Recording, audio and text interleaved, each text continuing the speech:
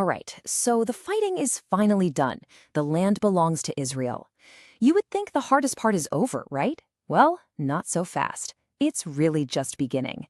In these last chapters of Joshua, we're about to see that keeping the peace and holding on to a promise, well, that can be a lot harder than winning the war. We're going to see how God keeps his word down to the tiniest detail, then watch a huge misunderstanding that almost tears the brand new nation apart.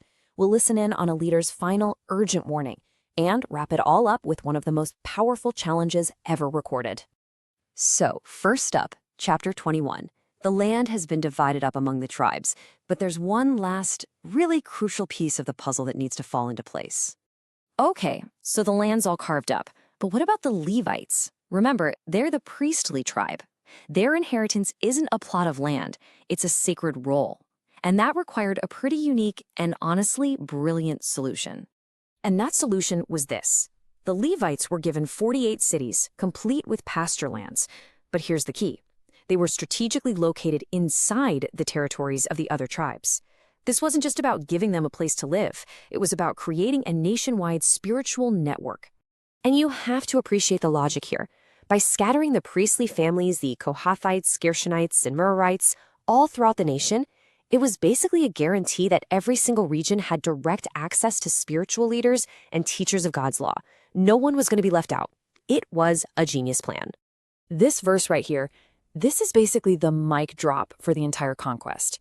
Think about it. From the huge promise of land made to Abraham centuries earlier, all the way down to the specific provision for these 48 cities, God had been absolutely meticulously faithful.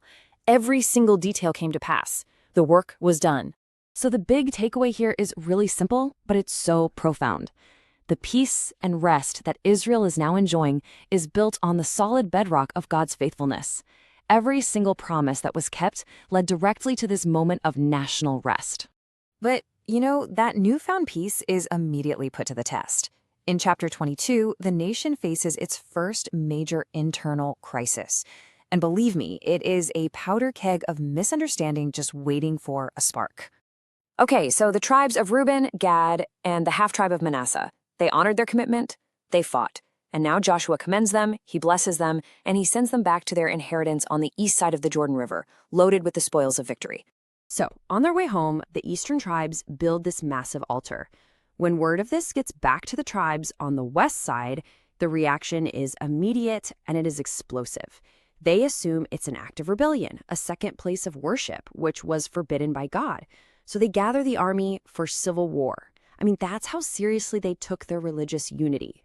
But the whole thing, it was a huge misunderstanding.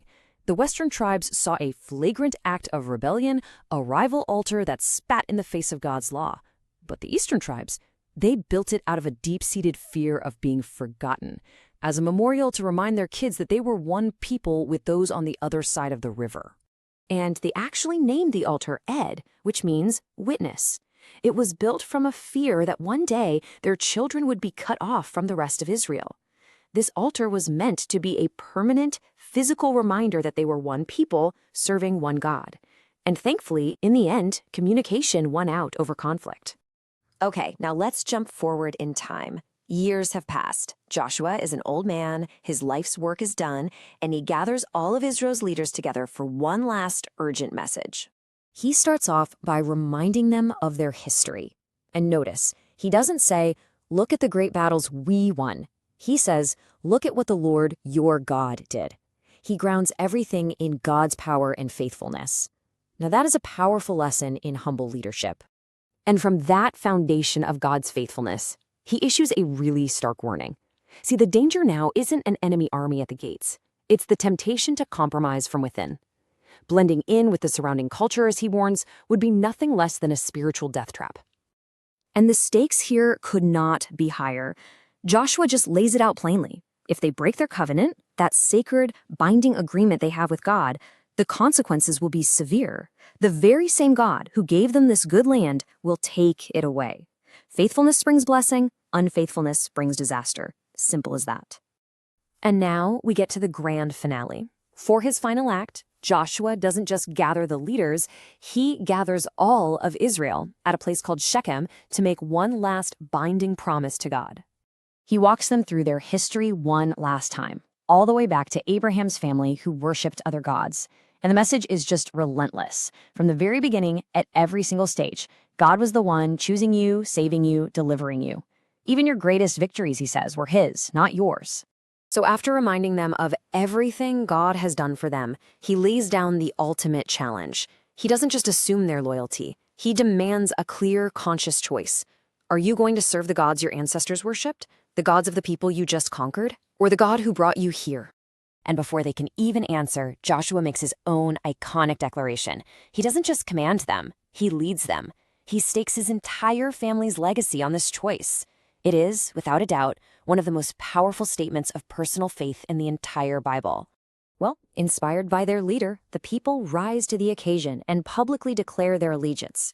And to make it official, Joshua writes their words down in the book of the law and sets up this massive stone as a silent, permanent witness to the promise they just made. And with that, the book closes by tying up some loose ends that are generations in the making. The bones of Joseph, carried all the way from Egypt, are finally buried, fulfilling one last ancient promise. Then the two great leaders of this generation, Joshua and the priest Eleazar, pass away. It is truly the end of an era. And the final sentence of the book is so telling. Israel served the Lord for as long as that generation, the one that had seen God's work firsthand, was still alive. The leader's choice became the nation's direction. Their legacy was faithfulness. And that leaves us with this final question, doesn't it? How does a community's memory of past faithfulness shape its commitment to the future?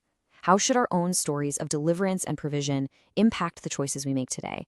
Because, as Joshua made so incredibly clear, every single generation has to choose for itself whom it